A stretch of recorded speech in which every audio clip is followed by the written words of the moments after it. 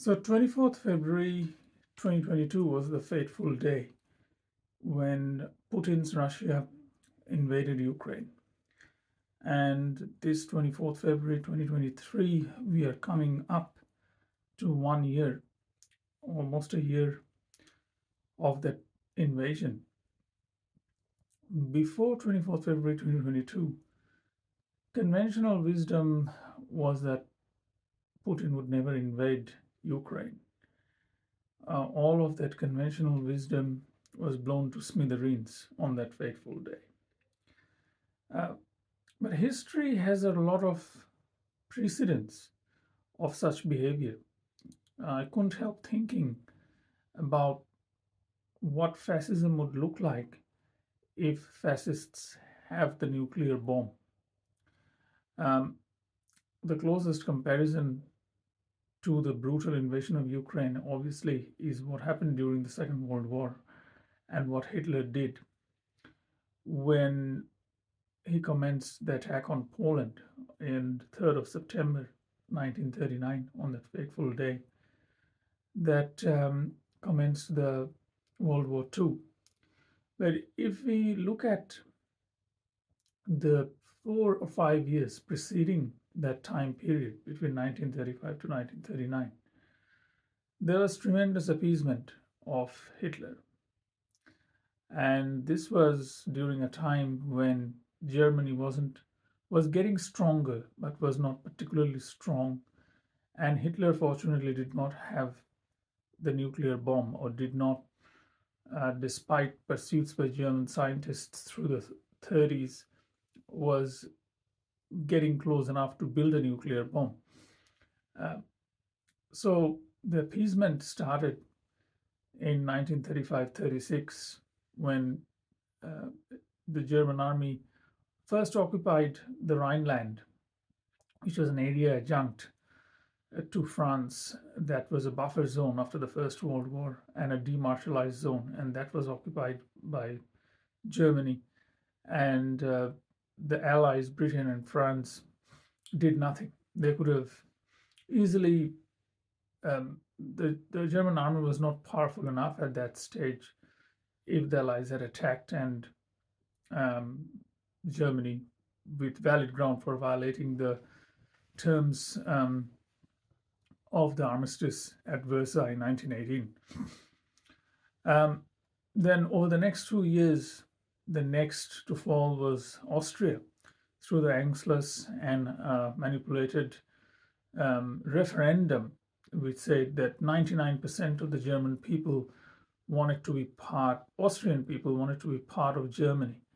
And once again, without a nuclear bomb or without anything, the West did not want a war, and the Allies did not sort of do anything to intervene.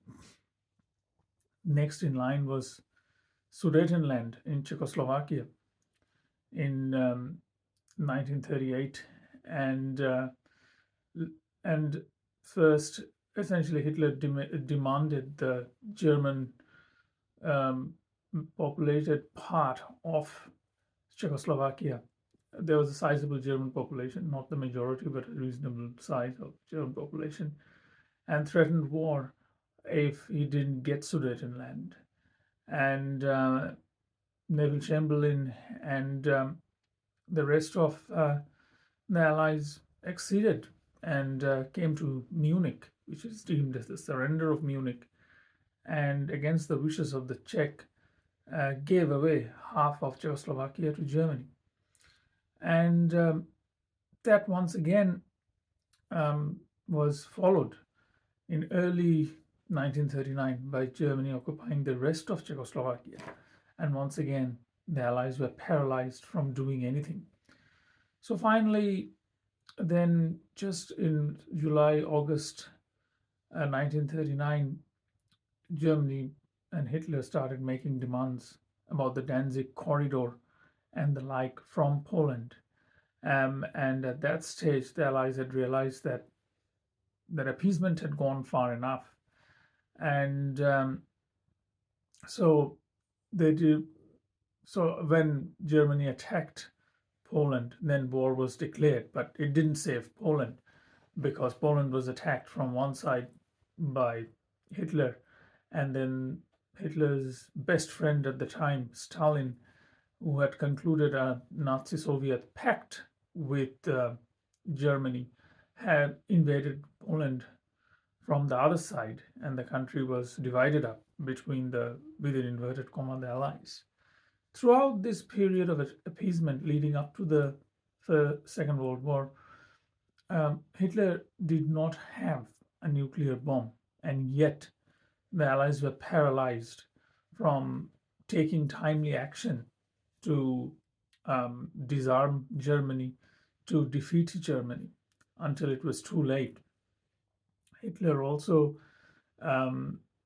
against all his instincts and hatred for the Slavish people, concluded a Nazi-Soviet pact, which kept his Eastern Front quiet while he wanted to invade Poland, and then the subsequent invasion on the west of France. At this time, if we compare what happened up to the leading of the start of Second World War with what's happening in Ukraine, then in many ways the story is remarkably similar. Yes, the allies of today are helping Ukraine with arms to fight off against overwhelming odds the hordes of Russian soldiers that Putin is throwing into the fray. But essentially, Putin has successfully played the nuclear blackmail because he's a fascist who has the nuclear bomb. There is no appetite for NATO to even secure the skies of Ukraine on the basis that what if Putin retaliates with a nuclear bomb.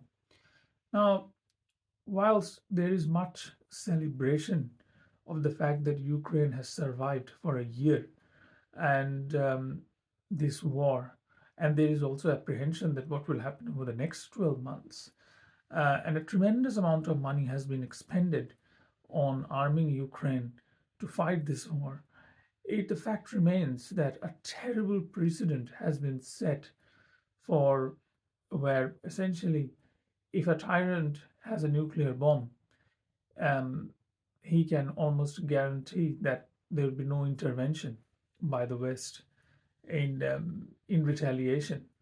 This is a terrible bluff that has not been called, and the consequences of that will come in years to come.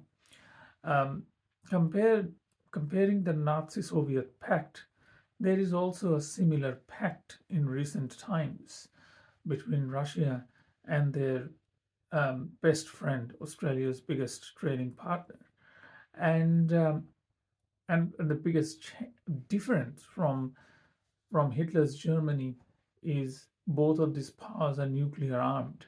So essentially, the precedent that has been set is that blatant invasion of a country is not reason enough for the world to intervene in the pretense that if someone is a member of NATO or not, simply because those who are invading has a nuclear bomb.